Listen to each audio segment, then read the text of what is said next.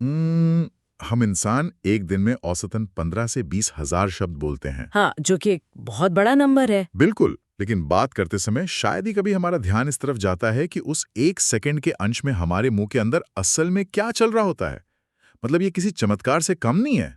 सही का, फेफड़ों से हवा का एक झोंका उठता है, गले की स्वर तंत्रियों से टकराता है। और फिर हमारी जीभ, होंठ और तालू मिलकर कुछ ऐसा शानदार जिम्नास्टिक्स करते हैं कि वो हवा एक अर्थपूर्ण आवाज में बदल जाती है। एकदम सटीक बात है, और हम इसे कितना हल्के में लेते हैं, है ना? हाँ, तो आज की इस गहन चर्चा में हम उसी बुनियादी ढांचे का बहुत बारीकी से विश्लेषण करने वाले हैं जिसका इस्तेमाल हम रोज करते हैं, यानी हमारी हिंदी वर्णमाला। मुझे लगता है अक्सर लोग मान लेते हैं कि वर्णमाला सिर्फ एक नीरस सी सूची है जिसे बचपन में बस रटना पड़ता था। अरे हाँ, वो क ख ग घ वाला चार्ट। बिल्कुल। लेकिन जब हम भाषा विज्ञान की गहराइयों में उतरते हैं तो पता चलता है कि ये कोई साधारण सूची नहीं है। मतलब ये मानव शरीर रचना और ध्वनि के भौतिक विज्ञान का एक बेहद सटीक नक्शा है। एक नक्शा। तो चलिए इसे थोड़ा विस्तार से समझते हैं, क्योंकि अगर इस पूरी प्रक्रिया की नींव को ना समझा जाए तो आगे की बातें एकदम हवा हवाई लगेंगी। हाँ, बुनियादी ढांचा समझना सबसे जरूरी है। तो ध्वनि से लेकर एक पूरे वाक्य तक का जो सफर है वो बहुत ही तार्किक है। अगर इसे एक घर बनाने वाली एनोलॉजी से समझें तो कैसा रहेगा? ये एक बहुत अच्छा उदाहरण होगा, बताइए। तो ध्वनि यानी जो आवाज हम मुंह से निकालते हैं वो भाषा की सबसे छोटी मौखिक इकाई है। इसे हम प्रकृति से मिली कच्ची मिट्टी मान सकते हैं। लेकिन ध्वनि तो हवा में आई और गायब हो गई। बिल्कुल, तो उसे पकड़ने के लिए जिस चीज का आविष्कार हुआ वो है वर्ण। मतलब वर्ण उस कच्ची मिट्टी को पकाकर बनाई गई एक ठोस ईंट की तरह है। हाँ, जो भाषा की सबसे छोटी लिखित इकाई बन जाती है। और यहाँ सबसे दिलचस्प बात यह है कि इंसानों ने हवा में लुप्त हो जाने वाली उस आवाज को लिपि के जरिए हमेशा के लिए कागज पर कैद कर लिया। सही बात है। किसी भी भाषा को लिखने के तरीके को लिपि कहते हैं, और हम जिस हिंदी की बात कर रहे हैं उसकी लिपि देवनागरी है। देवनागरी ने उस कच्ची मिट्टी को इतने गणितीय ढंग से ढाला है कि दुनिया भर के विशेषज्ञ हैरान रह जाते हैं। तो उसी घर वाली एनालॉजी को अगर आगे बढ़ाएं, जब हम वर्णों की उन ईंटों को सही क्रम में जोड़ते हैं तो शब्द बनता है ना? हाँ, शब्द यानी एक ऐसी दीवार जिसका अपना एक वजूद है, कोई अर्थ है। और अंततः जब कई शब्द व्याकरण के नियमों के साथ मिलकर एक वाक्य बनाते हैं तो वो एक पूरा घर बन जाता है जिसमें कोई विचार बसता है। बिल्कुल। और इस पूरे घर का जो ब्लूप्रिंट है वो हमारी वर्णमाला है। और देवनागरी का ब्लूप्रिंट कोई छोटा मोटा ढांचा नहीं है। इसमें कुल 53 वर्ण है। 53? मतलब जब हम अंग्रेजी के 26 अक्षरों से इसकी तुलना करते हैं तो ये संख्या दोगुनी से भी ज्यादा लगती है। लेकिन इसके पीछे एक बहुत ठोस कारण है। देवनागरी में हर मुमकिन मानवीय ध्वनि के लिए एक अलग और स्पष्ट वर्ण है। इन 53 वर्णों में 11 स्वर हैं और 33 व्यंजन हैं। अच्छा, स्वर और व्यंजन तक तो बात समझ आती है, लेकिन इस सूची में कुछ ऐसी चीजें भी हैं जो बहुत अनोखी लगती हैं। जैसे मैंने पढ़ा कि इसमें 4 संयुक्त व्यंजन हैं, 2 अयोगवाह हैं और 2 उत्क्षिप्त व्यंजन भी हैं। हाँ वही, और एक विशिष्ट व्यंजन है ड़। सच कहूं तो ये भारी भरकम व्याकरणिक नाम सुनकर थोड़ा डर लगता है। मतलब ये उत्क्षिप्त व्यंजन क्या बला है? नाम सुनने में जरूर भारी है, लेकिन इसकी यांत्रिकी बहुत आसान है। उत्क्षिप्त का शाब्दिक अर्थ होता है फेंका हुआ। फेंका हुआ मतलब कैसे? इसमें 2 वर्ण आते हैं, ड़ और ह। जब हम इन ध्वनियों को बोलते हैं, जैसे सड़क या पढ़ाई बोलते वक्त, हाँ। जीभ में कुछ अलग सा महसूस होता है। बिल्कुल, जीभ पहले उल्टी होकर तालू को छूती है और फिर झटके से नीचे की तरफ गिरती है। ऐसा लगता है जैसे किसी ने जीभ को बाहर की तरफ फेंक दिया हो। अरे वाह, ये तो सच में ऐसा है जैसे जीभ कोई कलाबाजी खा रही हो। है ना? यही जो जीभ का झटके से नीचे आना है, यही इसे उत्क्षिप्त बनाता है। और ये अयोगवाह क्या है? ऐसा लग रहा है जैसे ये वर्णमाला के वो बागी सदस्य हैं जो किसी नियम को नहीं मानते। हाँ, एक तरह से इन्हें बागी ही कह सकते हैं। अयोगवाह में अंग और अह आते हैं। इनका नाम ही इनकी कहानी बताता है। अ के योग से अर्थ वहन करने वाले। मतलब ये स्वर और व्यंजन दोनों में से किसी में फिट नहीं बैठते। एकदम सही पकड़े हैं। ये न तो पूरी तरह से स्वर है और न ही पूरी तरह व्यंजन। ये स्वरों के बाद आते हैं और व्यंजनों से पहले। इसीलिए इन्हें एक अलग ही श्रेणी में रख दिया गया। अच्छा, ये तो हुई कुल वर्णों के गणित की बात। लेकिन जब हम भाषा के इतिहास को खंगालते हैं तो एक बहुत ही हैरान करने वाला तथ्य सामने आता है। कौन सा तथ्य? संस्कृत के दौर में कुल 13 स्वर हुआ करते थे। फिर जब भाषा, पाली, प्राकृत और अपभ्रंश के दौर से गुजरी तो ये संख्या घटकर सिर्फ 8 रह गई। हाँ, ये एक बहुत बड़ा बदलाव था। और फिर आज की आधुनिक हिंदी तक आते आते ये संख्या 11 पर आकर ठहर गई। तो समय के साथ स्वरों की संख्या में ये उतार चढ़ाव क्यों हुआ? क्या लोग ध्वनियां भूल गए थे? नहीं, भूले नहीं थे। अगर हम इसे बड़े परिप्रेक्ष्य में देखें तो पता चलता है कि भाषाएं कोई पत्थर की लकीर नहीं होती। वे एक बहती नदी की तरह हैं। जो हमेशा सबसे आसान रास्ता चुनती है। बिल्कुल। संस्कृत अपनी प्रकृति में बेहद जटिल थी। उसमें रे और दीर्घ रे जैसे स्वर थे जिनका उच्चारण करने में जीभ को बहुत मशक्कत करनी पड़ती थी। हाँ, आम आदमी के लिए तो ये बहुत मुश्किल रहा होगा। सही कहा। जब आम जनमानस ने, जो खेतों और बाजारों में काम करते थे, बोलचाल शुरू की तो वे उस मशक्कत से बचना चाहते थे। यानी ये इंसान की उसी फितरत का हिस्सा है कि जो काम आसान हो वही करो, शॉर्टकट। एकदम। इसे भाषा विज्ञान में दक्षता या उपयोगिता का सिद्धांत कहते हैं।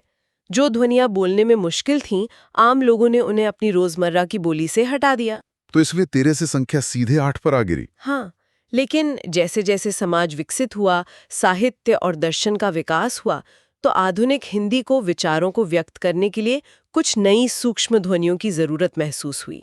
अच्छा, तो फिर से कुछ ध्वनियों को वापस अपनाया गया। बिल्कुल, और तब ये संख्या एक संतुलित 11 पर आकर टिक गई। ये तो विशुद्ध रूप से इवोल्यूशन का प्रमाण है। ये दिखाता है कि कैसे समाज की जरूरतों के हिसाब से भाषा अपना चोला बदलती है। हाँ, और ये इवोल्यूशन हमें सीधा उन स्वरों के काम करने के तरीके तक ले जाता है। तो हम 11 स्वरों की बात कर रहे हैं, लेकिन अगर एकदम बुनियादी स्तर पर पूछा जाए तो स्वर असल में हैं क्या? जो चीज़ मुझे सबसे ज़्यादा चौंकाती है वो ये है कि व्यंजन की अपनी कोई मात्रा नहीं होती, मात्रा सिर्फ स्वर की होती है। ये बात देवनागरी के विज्ञान को समझने की पहली शर्त है। देखिए, स्वर वे वर्ण हैं जिनका उच्चारण पूरी तरह से स्वतंत्र होता है। उन्हें बोलने के लिए किसी और ध्वनि की मदद नहीं चाहिए। और व्यंजन? व्यंजन अपने आप में पंगु होते हैं। अगर कोई क या प बोलने की कोशिश करे तो बिना अ मिलाए वो बोला नहीं जाएगा। सही कहा। व्यंजन वो गाड़ी हैं जिनमें पहिए तो हैं लेकिन इंजन नहीं है। स्वर वो इंजन है जो व्यंजन में जुड़कर उसे गति देता है, उसे पूर्ण बनाता है। अरे वाह, क्या बात है। और यहाँ बात सच में बहुत रोचक हो जाती है, क्योंकि जब हम इन स्वरों की मात्रा की बात करते हैं तो ऐसा लगता है जैसे हम भाषा की नहीं, संगीत की कक्षा में बैठे हैं। बिल्कुल। मात्रा का सीधा सा अर्थ है कालमान, यानी किसी ध्वनि को बोलने में लगने वाला समय। हाँ, जैसे संगीत की बीट्स होती हैं। ह्रस्व या लघु स्वर एक मात्रिक होते हैं, जैसे अ, इ, उ, री। ये सिर्फ 4 हैं। इन्हें बोलने में बस एक चुटकी बजाने जितना समय लगता है, एक त्वरित बीट। और दूसरी तरफ है दीर्घ या द्विमात्रिक स्वर, आ, ई, उ, ए, ओ, औ। ये कुल 7 हैं। नाम से ही लग रहा है कि इनमें ज्यादा समय लगता होगा। हाँ, इन्हें बोलने में लघु स्वर से दुगना समय लगता है। यह संगीत में एक ठहराव वाली लंबी बीट है। और फिर एक तीसरा भेद भी आता है, प्लुत या त्रिमात्रिक स्वर। त्रिमात्रिक? हाँ। इसमें तिगुना समय लगता होगा। बिल्कुल। इसका कोई रोजमर्रा का उदाहरण है क्या? इसका सबसे बेहतरीन उदाहरण है ओम। जब हम ओम का उच्चारण करते हैं तो ओ की ध्वनि को बहुत लंबा खींचते हैं। ओ, हाँ, समझ गया। या जब हम किसी को दूर से आवाज लगाते हैं, जैसे हे राम, तो वहां जो खिंचाव है वही प्लुत स्वर है। ये कालमान ही भाषा में लय और संवेदना भरता है। ये संगीत वाली बात तो बहुत खूबसूरत है, लेकिन इस संगीत को पैदा करने के लिए हमारा मुंह जो भौतिक श्रम करता है वो किसी अजूबे से कम नहीं। हाँ, जीभ और मुंह के खुलने के आधार पर स्वरों का जो वर्गीकरण है वो एकदम फिजिकल है। इसमें कोई हवाई बात नहीं है। से किए गए हैं अग्रस्वर, मध्य स्वर और पश्च स्वर। बिल्कुल। और कोई भी व्यक्ति बोलते समय इसे खुद महसूस कर सकता है। जब हम ई या ए बोलते हैं, जो अग्रस्वर है, तो जीभ आगे की तरफ आती है। हाँ, जीभ का आगे वाला हिस्सा थोड़ा ऊपर उठता है। लेकिन जब हम आ या ऊ बोलते हैं तो महसूस होता है कि जीभ पीछे से कुड़ गई है और सारा जोर गले के पास है। ये एक बहुत ही स्पष्ट शारीरिक गति है और मुंह खुलने के आधार पर भी बड़ा दिलचस्प बंटवारा है। विवृत स्वर में पूरा मुंह खुलता है, जैसे आ, और संवृत में मुंह लगभग बंद रहता है, जैसे ई या ऊ। अब सोचिए, कोई होंठ चिपकाकर आ बोलने की कोशिश करे तो वो असंभव है। हाँ, एकदम। यही वो जगह है जहां ध्वनि का भौतिक विज्ञान अपना काम करता है। मुंह का आकार एक गूंजने वाले डब्बे या रेजोनेंस चेंबर की तरह काम करता है। सही कहा। डब्बे का आकार बदलेगा तो आवाज अपने आप बदल जाएगी। इस पूरे सिस्टम में मुझे सबसे रिलैक्स्ड या चिल स्वर लगता है। जीभ बिल्कुल बीच में है, मुंह आधा खुला है, कोई एक्स्ट्रा मेहनत नहीं। हाँ, एक मध्य और अर्धविवृत स्वर है। लेकिन एक चीज ने मेरा दिमाग चकरा दिया। अग्र, मध्य और पश्च स्वरों की सूची में 11 में से 10 स्वर तो हैं, लेकिन री को पूरी तरह से बाहर रखा गया है। ऐसा भेदभाव क्यों? ये एक बहुत महत्वपूर्ण सवाल है और इसका जवाब विशुद्ध भौतिकी में छुपा है। देखिए, शुद्ध स्वर की शर्त ये होती है कि हवा बिना किसी रुकावट के मुंह से बाहर आ जाए, जैसे अ या आ बोलते समय। बिल्कुल। लेकिन जब कोई री का उच्चारण करता है तो जीभ ऊपर उठकर तालु को लगभग छूने की कोशिश करती है। अच्छा, और उस स्पर्श से एक घर्षण पैदा होता है। हाँ, हल्का सा कंपन या रुकावट आती है और जहां रुकावट आ गई वहां शुद्ध स्वर की परिभाषा डगमगा जाती है। तो इसलिए भाषा वैज्ञानिकों ने बहुत ही ईमानदारी से री को उस विशिष्ट सूची से बाहर कर दिया। एकदम। ये दिखाता है कि देवनागरी में चीजें अंदाजे से नहीं बल्कि सटीक फिजिकल लोकेशन के आधार पर तय की गई हैं। ये एनाटॉमी का बहुत ही क्रूरता की हद तक सटीक नक्शा है और इस नक्शे में होंठों का भी अपना एक बड़ा रोल है। बिल्कुल। होंठों के आकार के आधार पर स्वरों को वृत्तमुखी और अवृत्तमुखी में बांटा गया है। वृत्तमुखी यानी जहां होंठ गोल हो जाते हैं, उ, ओ, औ, और अवृत्तमुखी जहां होंठ फैल जाते हैं, अ, आ, ई, ए। हाँ, और होंठों की ये गोलाई सिर्फ आकार नहीं बदलती बल्कि ध्वनियों के निर्माण का एक बड़ा रहस्य खोलती है। इसी से स्वरों का जातीय विभाजन तय होता है। जातीय विभाजन, ये क्या होता है? देखिए, वर्णमाला में 3 स्वर हैं जिन्हें प्रारंभिक या मूल स्वर माना जाता है, अ, ई और उ। आप कह सकते हैं कि ये वो 3 प्राथमिक रंग हैं जिनसे बाकी पूरी पेंटिंग बनी है। अच्छा, यानी बाकी सारे स्वर इन्हीं तीनों की संतानें हैं। एक तरह से हाँ। जब एक ही जाति के 2 स्वर मिलते हैं तो वे सजातीय स्वर कहलाते हैं, जैसे अ और अ मिलकर आ बनाते हैं और ए और ई मिलकर दीर्घ ई बनाते हैं। बिल्कुल, ये अपने ही परिवार का विस्तार है। और जो अलग अलग जाति के स्वर मिलते हैं वे विजातीय या संयुक्त स्वर कहलाते हैं। ये तो किसी फ्यूजन रेसिपी की तरह लग रहा है। हा, फ्यूजन रेसिपी। हाँ, आप रसोई में 2 अलग सामग्रियों को मिलाते हैं और एक नया स्वाद बन जाता है। जैसे अगर प्रारंभिक स्वर अ और ई को एक साथ जल्दी से बोला जाए तो ए बन जाता है। ये तुलना बहुत ही बेहतरीन है। और इस फ्यूजन में कोई जादू नहीं है, ये एक कैलकुलेटेड अकाउस्टिक फॉर्मूला है। अ गले से आता है, ई तालू से। तो जब हवा गले से तालू की तरफ तेजी से बढ़ती है तो बीच रास्ते में गूंज पैदा होती है, जो ए है। एकदम सही। इसी तरह अ के साथ ए मिला तो ए बन गया और गले वाले अ को होठों वाले ऊ के साथ मिला दे तो ओ बन जाता है। मतलब ये कोई रैंडम अक्षरों की सूची नहीं है, ये ध्वनियों का ऐसा गणित है जहां एक्स और वाई मिलकर जेड बनाते हैं। हाँ, और वो जेड हमेशा अपने मूल तत्वों का ही परिणाम होता है। इस गणितीय सटीकता में एक और रहस्य है जो अक्सर अच्छों को भ्रम में डाल देता है, र और री का रहस्य। ओ हाँ, स्कूल के दिनों से ही इन दोनों को लेकर बहुत कंफ्यूजन रहता है।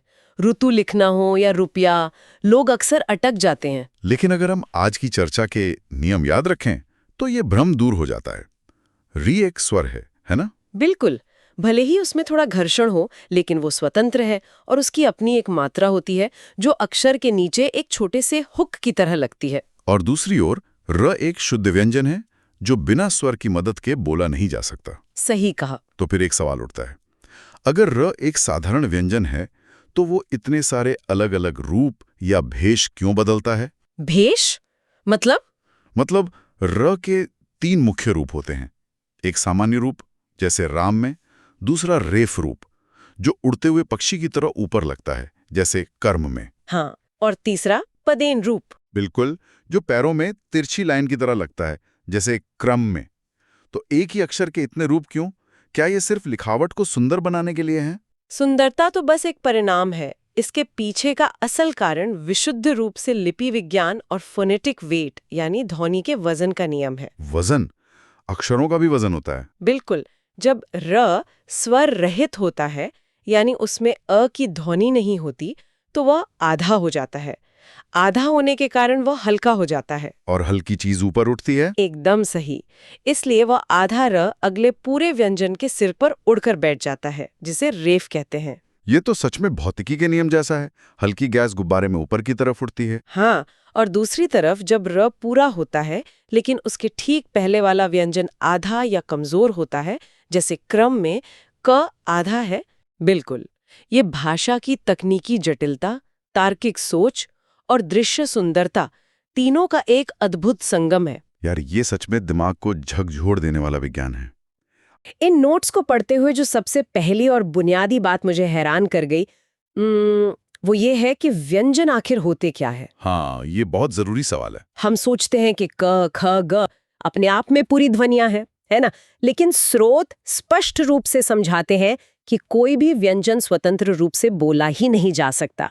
उसे बोलने के लिए स्वरों की बैसाखी चाहिए ही चाहिए। ये भाषा विज्ञान का एक बहुत ही जादुई पहलू है। मतलब? स्वर और व्यंजन का ये रिश्ता सिर्फ अक्षरों का नहीं है। अच्छा? हाँ, ये ऊर्जा और शरीर का रिश्ता है।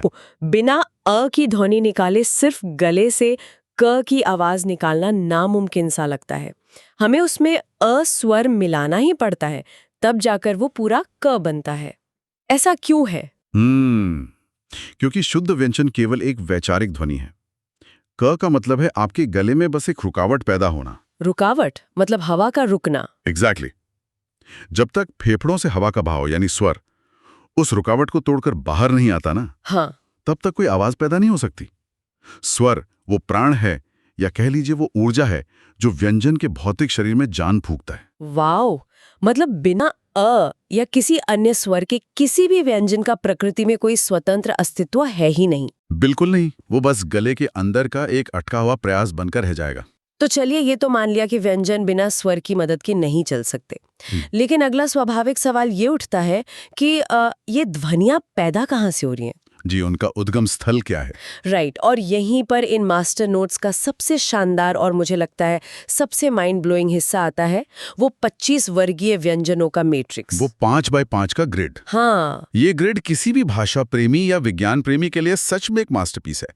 प्राचीन विद्वानों ने ध्वनियों को बस ऐसे ही कहीं भी नहीं रख दिया था। बिल्कुल नहीं। जब मैंने इस ग्रिड को ध्यान से देखा तो समझ आया कि ये तो हमारे शरीर के अंदर से बाहर की तरफ आने का एक पूरा रास्ता है। एकदम सही पकड़ा आपने। नोट्स में इसे 5 वर्गों में बांटा गया है। चलिए इस यात्रा को देखते हैं। शुरुआत होती है क वर्ग से, जिसे कंठ्य कहा गया है। कंठ्य मतलब गला। हाँ, यानी क ख ग घ सीधे गले से निकलते हैं। राइट। फिर थोड़ा ऊपर और आगे की तरफ आए तो तालु आता है, जिसे च वर्ग या तलव्य कहा गया है। और यात्रा यहीं नहीं रुकती। उसके बाद ध्वनि और आगे बढ़ती है मुंह की छत या कठोर तालु की तरफ, जिसे मूर्धा कहते हैं। अच्छा, जहां से ट वर्ग निकलता है। हाँ, ट वर्ग यानी मूर्धन्य ध्वनियां। फिर जीभ दांतों से टकराती है तो त वर्ग यानी दंत्य ध्वनियां पैदा होती हैं। और सबसे अंत में शरीर के एकदम बाहर का हिस्सा हमारे होंठ आते हैं, जहां से प वर्ग यानी ओष्ठ्य ध्वनियां निकलती हैं। बिल्कुल। 1 मिनट, मैं इसे अभी टेस्ट करना चाहती हूँ। आपने कहा प वर्ग होठों से निकलता है। मैं बिना होठ मिलाए प बोलने की कोशिश करती हूँ। नहीं, ये तो सच में नामुमकिन है ना? हाँ, चाहे कितनी भी कोशिश कर लूं, बिना दोनों होठों को आपस में टच किए प, फ, ब, भ बोला ही नहीं जा सकता। यहाँ जो सबसे रोचक बात है वो ये है कि ये क्रम पूरी तरह से शरीर के अंदर से बाहर की ओर आने वाली ध्वनि की एक व्यवस्थित यात्रा है, एक क्रमिक यात्रा। अंदर से बाहर की तरफ। हाँ, हवा फेफड़ों से उठती है, सबसे पहले गले यानी कंठ से टकराती है, फिर तालु, फिर मूर्धा, फिर दांत और अंत में होंठों से बाहर निकलती है। ये तो एकदम लॉजिकल सीक्वेंस है। बिल्कुल। क से लेकर प तक का ये सफर कोई मनमाना अल्फाबेटिकल ऑर्डर नहीं है, जैसे ABCD होता है। राइट। ये एक बायोलॉजिकल सीक्वेंस है। दुनिया की बहुत कम लिपियों में ध्वनियों को उनके शरीर रचना विज्ञान के आधार पर इतने तार्किक रूप से सजाया गया है। मुझे तो ये पूरा सिस्टम ना बिल्कुल एक पियानो या कीबोर्ड की तरह लगता है। अच्छा, पियानो कैसे? मतलब फेफड़े वो मशीन है जो हवा फेंक रहे हैं और हमारी जीभ एक मास्टर पियानिस्ट की उंगली की तरह मुंह के अलग अलग हिस्सों को छू रही है। जिस की को छुएंगे वैसी ही ध्वनि निकलेगी। बहुत बढ़िया उपमा है ये। है ना? कंठ रूपी कीबोर्ड दबाया तो क, होठ मिलाए तो प। लेकिन यहाँ बात सच में बहुत दिलचस्प हो जाती है। जब हम च वर्ग यानी च, छ, ज, झ पर आते हैं। हाँ, तालव्य ध्वनियां। नोट्स में एक जगह इन्हें स्पर्श संघर्षी कहा गया है। मुझे ये नाम बड़ा अजीब लगा। मतलब स्पर्श का मतलब छूना और संघर्ष का मतलब रगड़ या लड़ाई। तो पियानो की कीबोर्ड को छूने में ये संघर्ष कहाँ से आ गया? इस शब्द स्पर्श संघर्षी के पीछे विशुद्ध भौतिकी काम कर रही है। मतलब प्योर फिजिक्स मुंह के अंदर। बिल्कुल। जब हम क बोलते हैं तो गला सिर्फ एक पल के लिए बंद होता है और खुल जाता है। लेकिन जब हम च या छ बोलते हैं तो हमारी जीभ तालू को सिर्फ छूकर वापस नहीं आती। तो फिर क्या होता है? वो इतनी करीब आ जाती है कि बाहर निकलने वाली हवा को जीभ और तालू के बीच की बहुत ही संकरी जगह से रगड़ खाते हुए निकलना पड़ता है। अच्छा। हाँ, और इसी रगड़ को भाषा विज्ञान में संघर्ष या फ्रिक्शन कहा जाता है। वाह, तो वाद्य यंत्र तो सेट हो गया और हमने पियानो की कीज भी समझ ली। लेकिन बिना हवा के तो कोई पियानो नहीं बजता। सही बात है। फेफड़ों से जो हवा आ रही है उसे हम कैसे कंट्रोल करते हैं? असली विज्ञान तो वहां है। मुंह के हिस्सों के बाद अब बारी आती है शारीरिक अंगों के प्रयास की, जिसे नोट्स में प्रयत्न कहा गया है। हाँ, आभ्यंतर और बाह्य प्रयत्न। मुझे याद है बचपन में व्याकरण की किताबों में आभ्यंतर प्रयत्न और बाह्य प्रयत्न जैसे भारी भरकम शब्द देखकर बड़ा डर लगता था। ये तो है, शब्द थोड़े मुश्किल हैं। उसमें विवृत, स्पृष्ट जैसे संस्कृत के शब्द रटने पड़ते थे। लेकिन जब मैं ये जानने की कोशिश कर रही थी कि ये असल में काम कैसे करते हैं, तो मुझे ऊष्म व्यंजनों का कॉन्सेप्ट मिला। श, श, स, ह। हाँ, नोट्स कहते हैं कि श, श, स, ह ऊष्म व्यंजन है। ऊष्मा यानी गर्मी। मैं सोच रही थी कि एक अक्षर के अंदर गर्मी कहाँ से आ गई? क्या अक्षर भी गर्म या ठंडे होते हैं? ये ध्वनि विज्ञान का बहुत ही खूबसूरत हिस्सा है। हम वापस उसी भौतिकी पर आते हैं जहां फ्रिक्शन यानी घर्षण से ऊष्मा पैदा होती है। राइट, रगड़ से गर्मी। बिल्कुल। जब हम श या स बोलते हैं तो हम मुंह के रास्ते को लगभग पूरी तरह बंद कर देते हैं। बस हवा निकलने के लिए एक सुई की नोक के बराबर जगह छोड़ते हैं। मैंने इसे खुद बोलकर महसूस किया। जब मैं अपनी हथेली मुंह के सामने रखकर बोलती हूँ है, तो सच में उंगलियों पर हवा की गर्माहट महसूस होती है। देखा आपने? हाँ, हवा इतनी जोर से रगड़ धाकर निकल रही है कि वो सचमुच गर्म हो जाती है। मतलब ये कोई किताबी नियम नहीं है, ये तो सीधा सीधा साइंस एक्सपेरिमेंट है जो हमारे मुंह के अंदर चल रहा है। और यही कारण है कि इन भारी भरकम संस्कृत के शब्दों से डरने की जरूरत नहीं है। उन्होंने बस उस शारीरिक प्रक्रिया को नाम दिया है।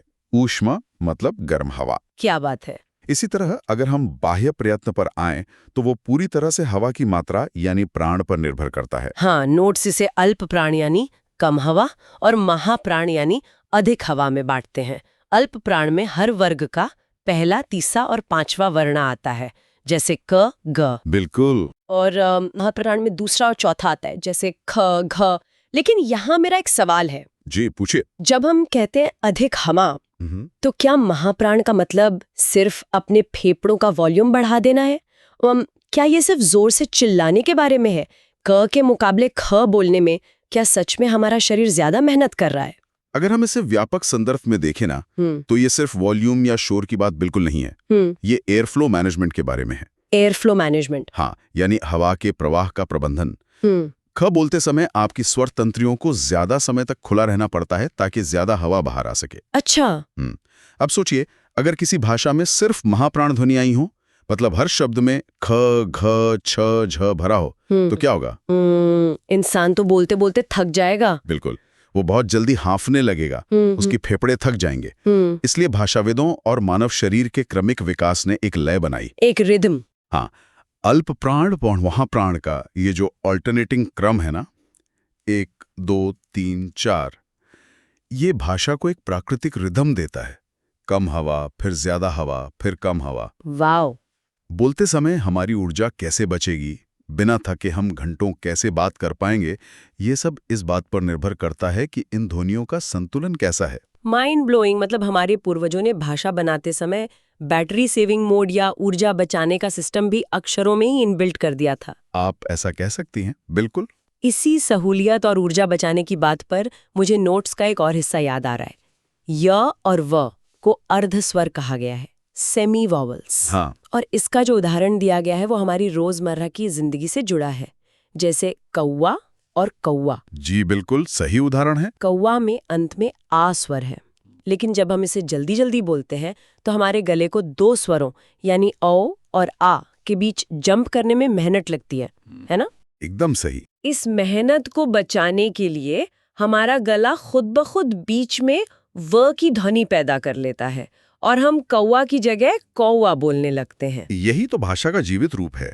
भाषा कोई पत्थर पर लकीर नहीं है, वो पानी की तरह है जो बहने के लिए सबसे आसान रास्ता ढूंढती है। पानी की तरह, राइट। ये जो अर्धस्वर है ना, ये स्वर और व्यंजन के बीच का पुल है जो हमारी जीभ को फिसलने और तेजी से बोलने में मदद करते हैं। तो हमने हवा को समझ लिया, मुंह की बनावट समझ ली, ऊर्जा का विज्ञान भी समझ लिया, लेकिन जब हम इस पूरे विज्ञान को कागज पर उतारते हैं तो इन सूक्ष्म ध्वनियों को कैसे दर्शाया जाता है? लिपि के माध्यम से। हाँ, और एक चीज जो मुझे हमेशा से परेशान करती थी वो है हिंदी में बिंदी या डॉट्स का खेल। बिंदी का खेल, हाँ। बिंदी देखने में बहुत छोटी लगती है, लेकिन ये अक्षर के किस तरफ लगी है उससे पूरी ध्वनि का चरित्र ही बदल जाता है। बिल्कुल। ऊपर लगी तो अनुस्वार बन जाती है, जैसे चंपू या पंप में।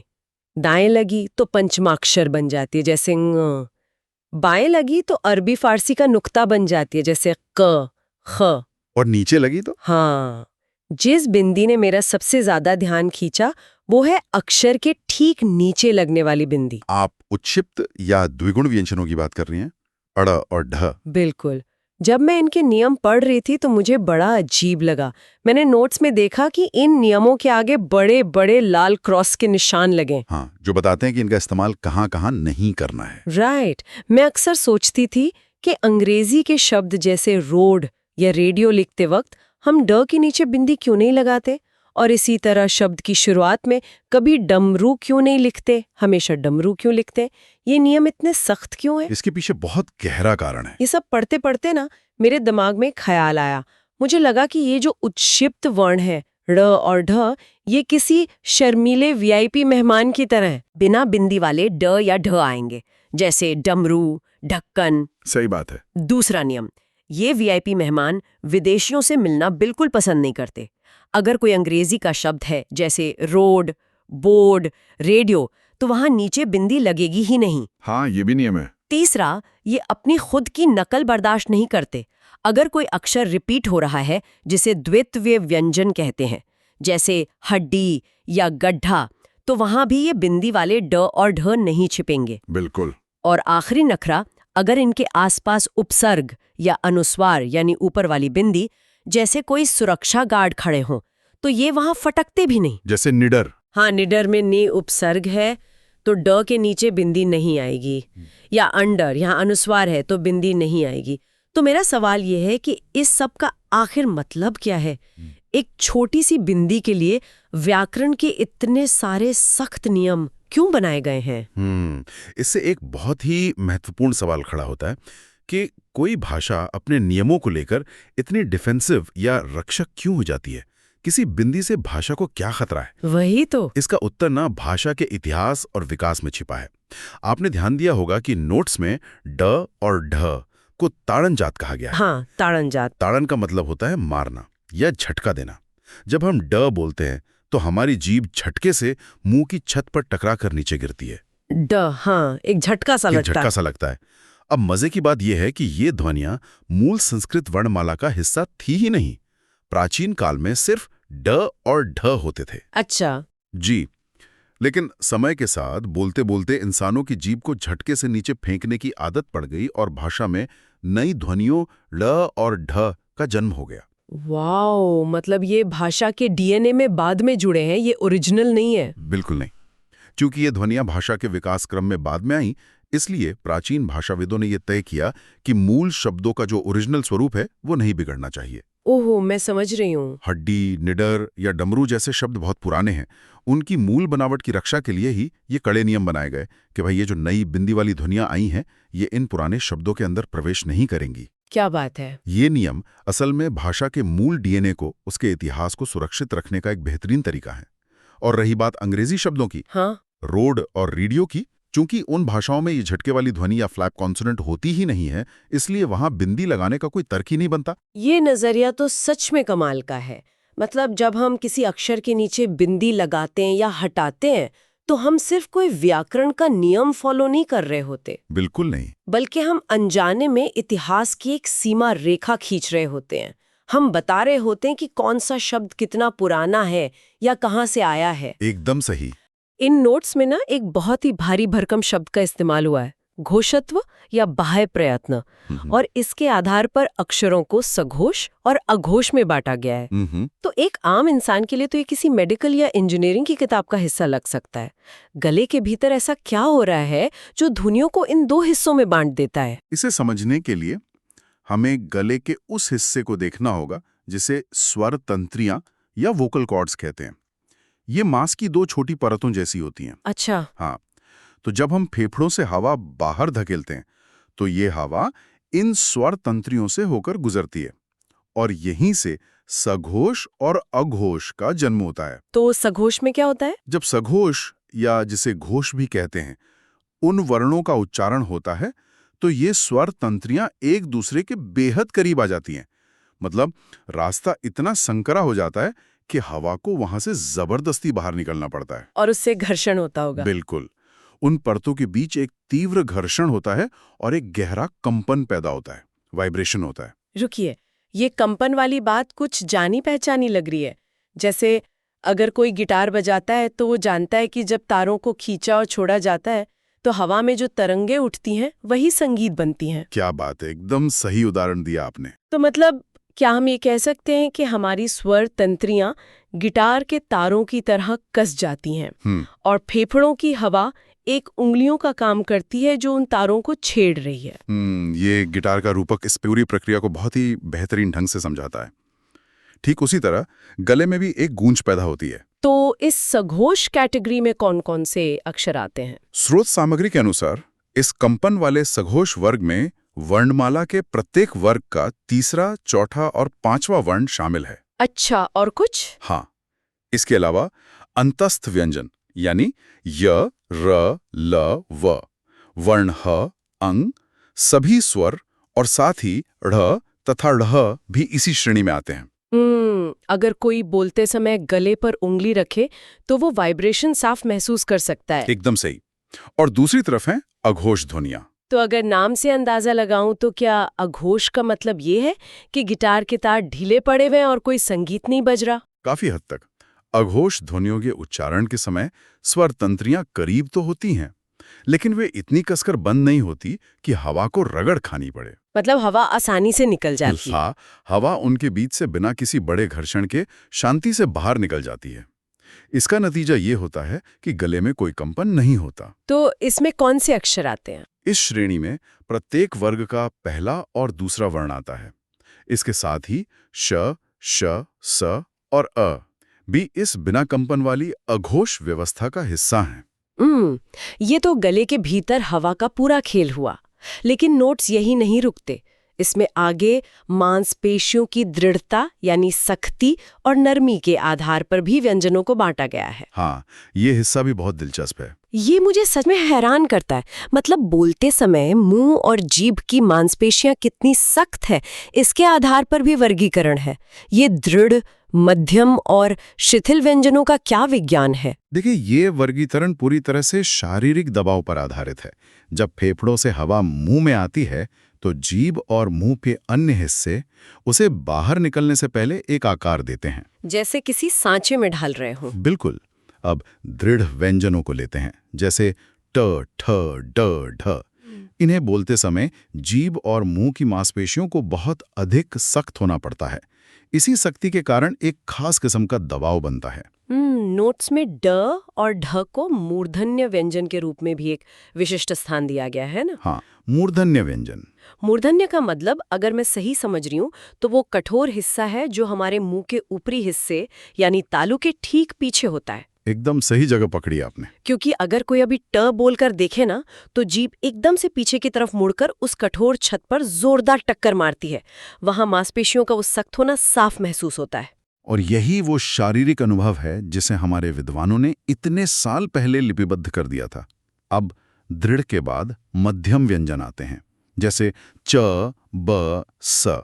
इनमें क्या होता है? इनमें मांसपेशियों पर एक दबाव तो होता है, लेकिन वो ट वर्ग जितना आक्रामक नहीं होता, थोड़ा कम होता है। और फिर सबसे अंत में आते हैं शिथिल व्यंजन। शिथिल यानी एकदम रिलैक्स। हाँ, इनमें श, न, म, य, र, ल शामिल हैं।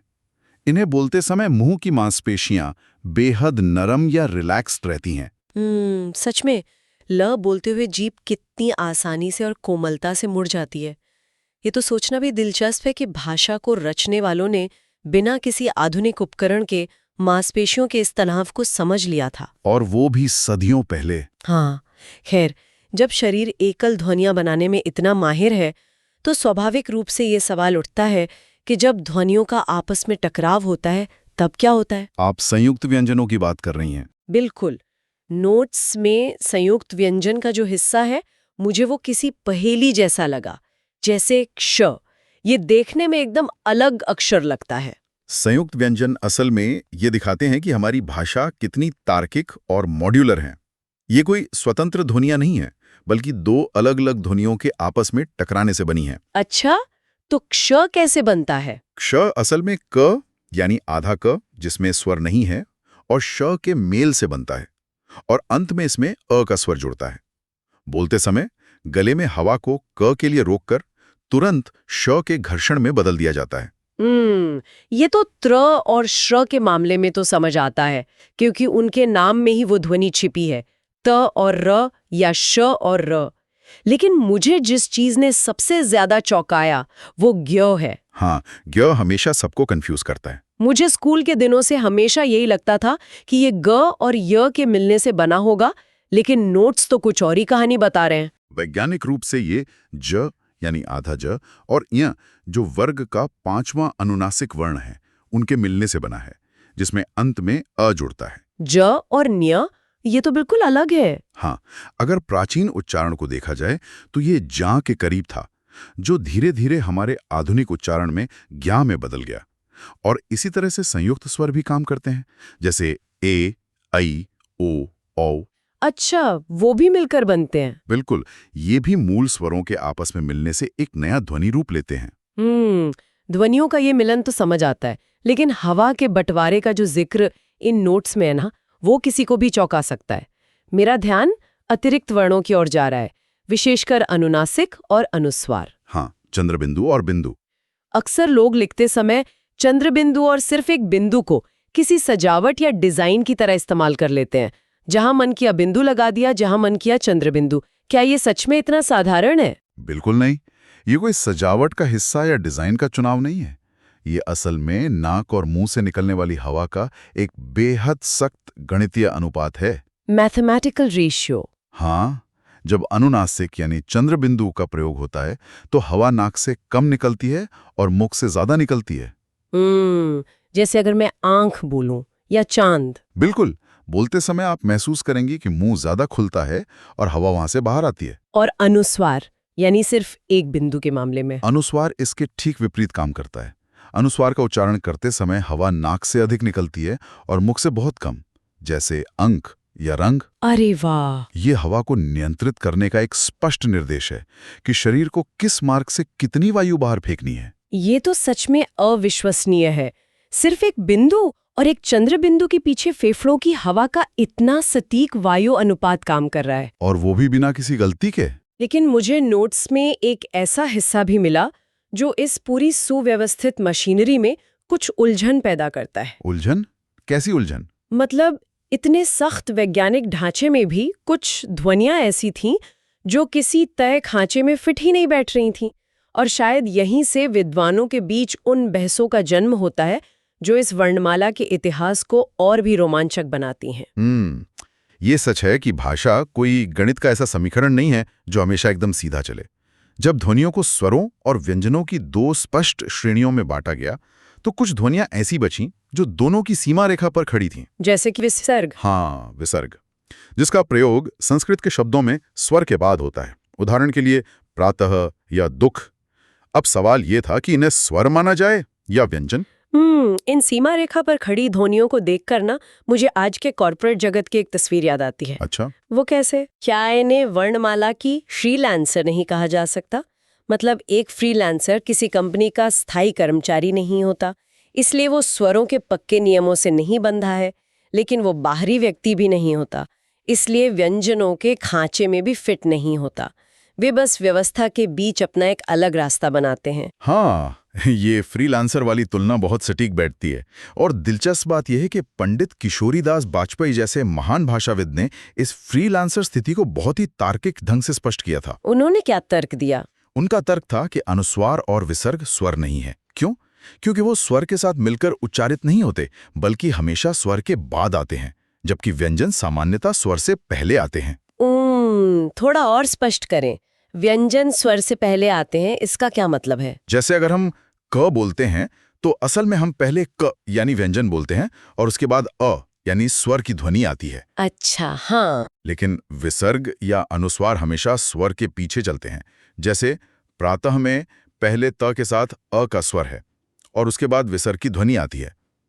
इसीलिए पंडित वाजपेयी जी ने कहा कि ये न तो पूरी तरह स्वर हैं और न ही व्यंजन। और इसीलिए इन्हें अयोगवाह कहा गया। बिल्कुल, इस विशिष्ट स्थिति के कारण ही इन्हें अयोगवाह नाम दिया गया, यानी जो बिना योग के बिना जुड़े ही अर्थ का वहन करें। ये तर्क बहुत ही गहराई लिए हुए है, और इससे एक बात और साबित होती है कि भाषा कोई पत्थर पर उकेरी गई रुकी हुई चीज नहीं है।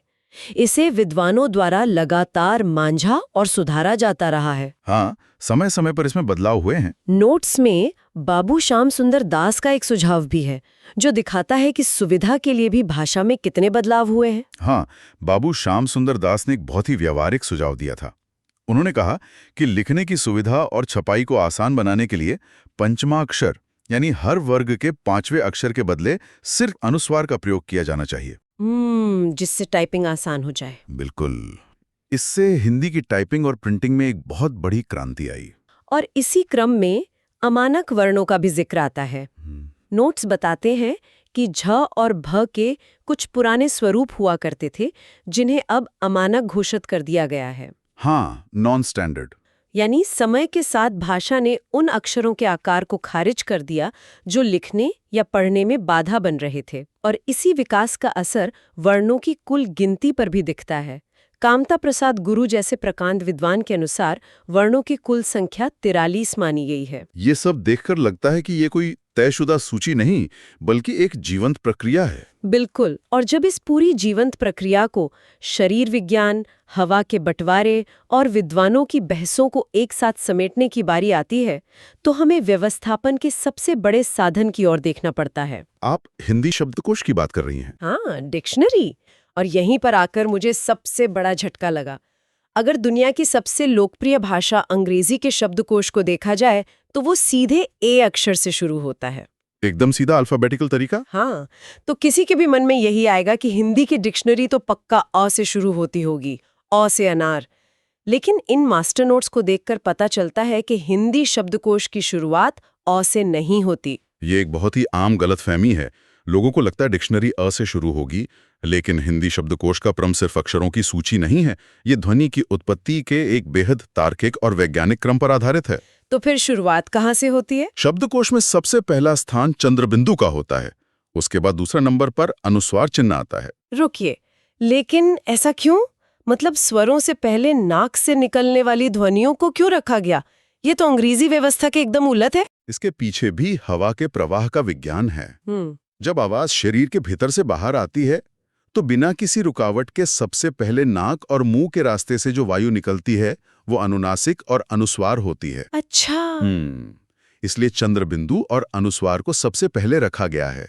इन दोनों के बाद तीसरे स्थान पर सभी स्वर अ, आ, ई अपनी जगह लेते हैं, क्योंकि स्वर बोलते समय हवा बिना किसी संघर्ष के गले से सीधे बाहर आती है। ये तो बहुत ही लॉजिकल क्रम है। तो स्वरों के खत्म होने के बाद क्या आता है?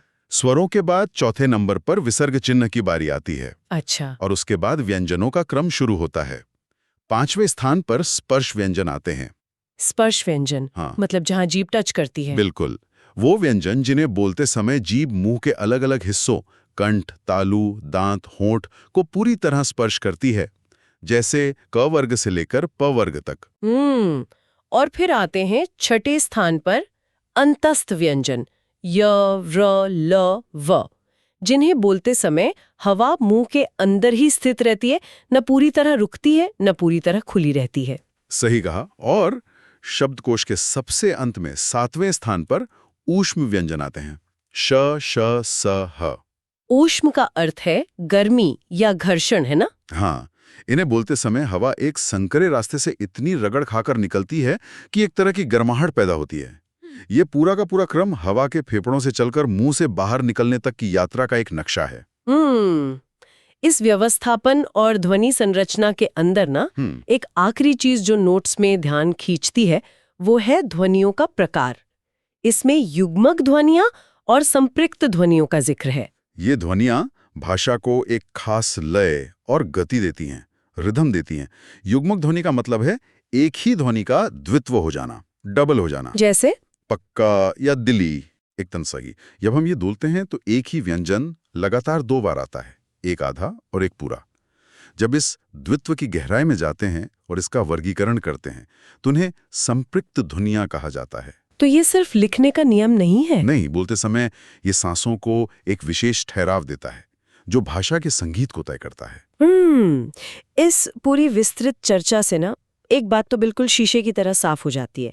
श्रोताओं के लिए भी ये समझना जरूरी है कि हिंदी वर्णमाला कोई साधारण चार्ट या केवल पढ़ने लिखने का औजार नहीं है। बिल्कुल नहीं। ये हमारे फेफड़ों से उठने वाली हवा, हमारे गले की स्वर तंत्रियों के बारीक कंपन, जीभ के सटीक घुमाव और नाक व मुंह से निकलने वाली सांसों की एक बेहद शानदार, अकल्पनीय कोरियोग्राफी है। और ये बात इस चर्चा को एक बहुत ही गहरी प्रासंगिकता देती है। जब दिन भर में कोई भी व्यक्ति अपने विचार व्यक्त करने के लिए शब्द बोलता है तो उसे लगता है कि वो सिर्फ भाषा का इस्तेमाल कर रहा है। हाँ, हम कभी ध्यान ही नहीं देते। लेकिन असल में जाने अनजाने वो एक बेहद जटिल और प्राचीन वैज्ञानिक उपकरण, एक बायोमैकेनिकल इंस्ट्रूमेंट का संचालन कर रहा होता है। हर एक शब्द के साथ हवा का दबाव, मांसपेशियों का खिंचाव और स्वर तंत्रियों का पूरा विज्ञान काम करता है, जिसे हजारों साल पहले ही इतने व्यवस्थित ढंग से लिपिबद्ध कर दिया गया था। ये एक ऐसा सच है जो दुनिया को देखने के नजरिए को ही बदल सकता है। और अंत में ये श्रोताओं के मन में एक गहरे विचारोत्तेजक सवाल को जन्म देता है। अगर हमारे पूर्वजों ने बिना किसी आधुनिक लेबोरेटरी के, बिना किसी MRI स्कैन या ध्वनि मापने वाले यंत्रों के, मानव गले और स्वर तंत्रियों की कार्यप्रणाली का इतना अचूक ब्लूप्रिंट तैयार कर लिया था, तो ये सोचना दिलचस्प है कि जो भाषाएं रोजमर्रा की जिंदगी में बिना सोचे समझे बोली जाती हैं, उनके भीतर विज्ञान, गणित और शरीर रचना के ऐसे और कितने रहस्य छिपे होंगे जिन पर हमारा कभी ध्यान ही नहीं जाता। सच में ये एक बहुत बड़ा सवाल है। अगली बार जब भी कोई शब्द गूंजे तो उस गूंज के पीछे छिपे इस प्राचीन विज्ञान की उपस्थिति को महसूस करना यकीनन एक अद्भुत अनुभव होगा।